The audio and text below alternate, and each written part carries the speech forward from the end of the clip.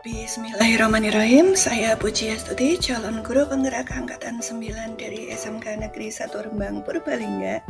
Pada siang yang cerah ini, saya akan memaparkan tentang kesimpulan dan refleksi modul 1.1, yaitu koneksi antar materi.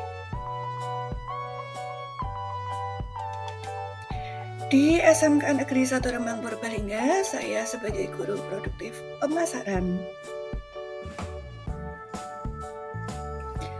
Assalamualaikum warahmatullahi wabarakatuh. Salam guru penggerak, bergerak, tergerak, menggerakkan.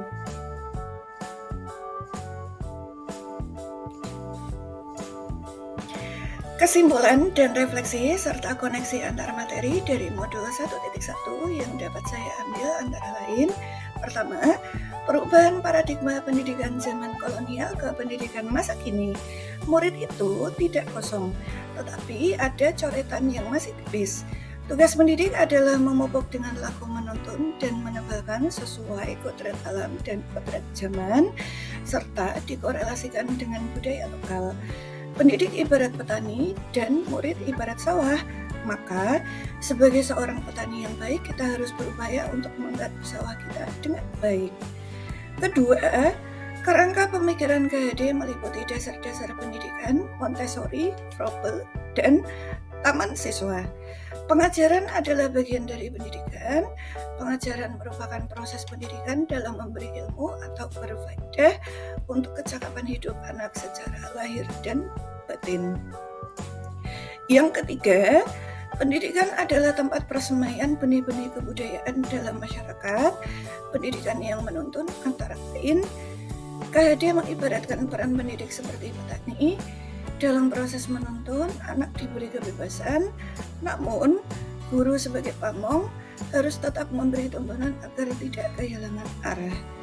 Kodrat alam bahwa setiap anak memiliki bakat, minat, dan potensinya masing-masing. Kodrat zaman bahwa di dalam mendidik harus menyesuaikan perkembangan zaman dan teknologi tanpa mengesampingkan kearifan lokal dan budaya ketimuran.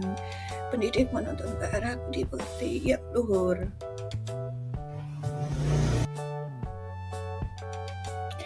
Apa yang saya percaya tentang murid dan pembelajaran di kelas sebelum saya mempelajari modul 1.1?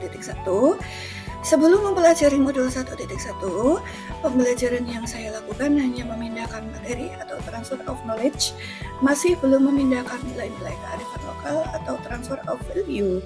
Saya masih menganggap kriteria ketuntasan minimal atau KKM merupakan kriteria pencapaian yang dapat dijadikan standar di dalam mengukur keberhasilan pembelajaran.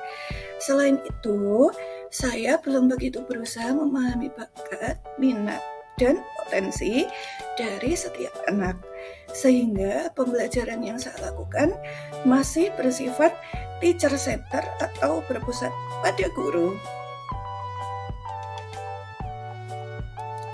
Apa yang berubah dari pemikiran atau perilaku saya setelah mempelajari modul ini? Setelah saya mempelajari modul 1.1 tentang pemikiran KHD, saya mulai mengawali pembelajaran dengan mencoba menganalisa karakteristik murid satu persatu dengan membagikan lembar cerita bergambar yang bisa murid isi dengan gambaran besar dari dirinya, mulai dari perkenalan diri, latar belakang keluarga, model belajar yang disukai, metode belajar yang biasa dilakukan, serta kendala selama pembelajaran di kelas. Selain itu, saya lebih banyak melibatkan murid dalam pembelajaran sehingga belajar lebih menyenangkan dengan student center, serta murid lebih aktif, kreatif, inovatif, kompetitif, mandiri, dan bermental tangguh. Guru hanya sebagai pamong yang bertugas mengarahkan murid agar pembelajaran tidak keluar dari jalurnya, serta pembelajaran menjadi lebih berpusat pada murid. Apa apa yang dapat segera saya terapkan lebih baik agar kelas saya mencerminkan pemikiran KD?